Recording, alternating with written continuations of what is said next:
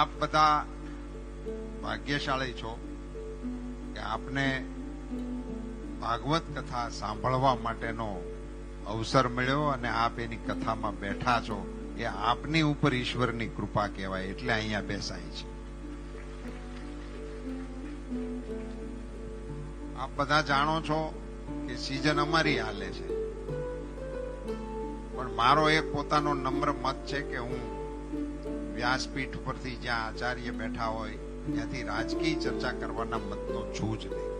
મારે અસંખ્ય વખત આવા કાર્યક્રમોની અંદર જવાનું થતું હોય છે, તો હું આમ તો બોલવાનું ટાળું, પણ આયોજકોનો આગ્રહ અને ઉમેદવાર હતો એટલે નોતરું દેવાની લાલચ, આ બે કારણે મેં માઇકને હાથમાં લીધું છે. એને આપ દરગુજર કરશો.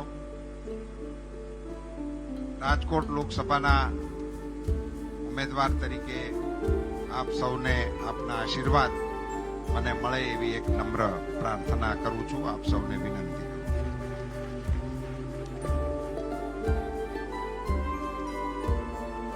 ભગવાન શ્રી કૃષ્ણએ ભાગવતના માધ્યમથી આપણને વ્યાસજીએ એવું એક હાઈવે બતાવ્યું છે કે જેની ઉપર આપણે હાલીએ તો કોઈ દિવસ આપણા સાંસારિક દુઃખોનો આપણે સામનો ન કરવો પડે. અને આ લોકમાં તો ઠીક, પરલોકની અંદરની આપણી ગતિ પ્રાપ્ત કરવામાં આપણને ઉપયોગી થાય એવો એક સનાતન ધર્મનો ધોરી માર્ગ એટલે આપણું ભાગવત, અને એ આપણો ભાગવત સંપ્રદાય. આમાં એના એ અધ્યાય છે, એમાં એક પણ શ્લોક કોઈ વધારી ના શકે, કોઈ ઘટાડી ના શકે. વર્ષોથી આ કથાઓ ચાલે છે અને છતાં લોકો એને પ્રેમથી સાંભળે છે. અને દરેક કથામાં જેને બેસવાનો અનુભવ હશે એને પોતાને પણ એનું સ્મરણ હશે કે દરેક કથામાં એને કંઈક ને કંઈક નવું જ લાગે છે. આ જે અદ્ભુત આપણો વારસો છે અને એની જે સીધી સાદી આપણા સમાજ જીવન ઉપર અસરો છે, એને કારણે આપણા સમાજની અંદર કેટલીક સાત્વિક બાબતોનો પ્રભાવ રહે છે. ભૂદેવ પ્રત્યેનું આદર સ્થાન, ભગવાનને નમવું, સંકીર્તન કરવું, સમૂહ સંકીર્તન કરવું, આવા બધા જે ખૂબ ઊંચા સદગુણો છે એ આવા કાર્યક્રમોના માધ્યમથી આપણા સમાજ જીવનની અંદર ઉતરતા હોય છે. અને આવા અનુભવી વક્તાઓ આ ભગવત ભંડારમાંથી મોતીને વીણી વીણી અને આપણી સામે રાખતા હોય છે. મેં તો બાપજીને કહ્યું હતું, ત્યારેય કહ્યું હતું, એ કથામાં કહ્યું હતું, બાપજીએ ગાયું હતું પણ ખરું, વારી જાઉં રે ગિરિધર લાલ તમારા લટકાને. એવી સુંદર રીતે એમણે તે દિવસે સંભળાવ્યું હતું, મને મોજ આવી ગઈ. એ આપણા આદર્શ ભગવાને આપણને બે ત્રણ બાબતો સમજાવી હતી. એક તો પોતે ગાયો ચારી અને એનેથી એક સીધો રસ્તો બતાડ્યો હતો, ગાયને જે હાંસવશે એને હું હાંસવાય, એવો સીધો સાદો રસ્તો હતો. અને એના કારણથી આપણા દેશની અંદર ગૌ માતાનું આટલું મહાત્મ્ય આજે છે.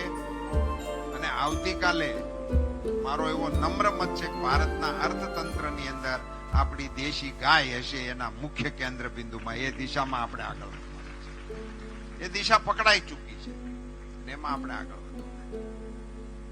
એ વખતે ભગવાને ગિરિરાજની લીલા કરી અને ગોવર્ધનને તોડ્યો, ત્યારથી ગિરધારી નામ પડ્યું ભગવાન. બોલો ગિરિરાજ ધારણ કી. અને ગિરિરાજજીને જયારે ધારણ કર્યો ઇન્દ્રના મુશળધાર વરસાદથી ગોપાલોને અને ગાયોને બચાવવા માટે, ત્યારે તો ત્રિલોકનો નાથ હતો. એ તો સંકલ્પ કરે તો ડુંગરો હું પૃથ્વી હોતે નધર રે. છતાં એમણે આંગળી તો અડાડી, પણ ગોપાલકોને એવું કહ્યું કે તમે બધા લાકડીનો ટેકો કરો. એટલે એના બધા ગોવાળોને એવું થયું કે આપણે ટેકો કર્યો છે એટલે ગિરધારી આ પર્વતને આપણે તોડ્યો છે.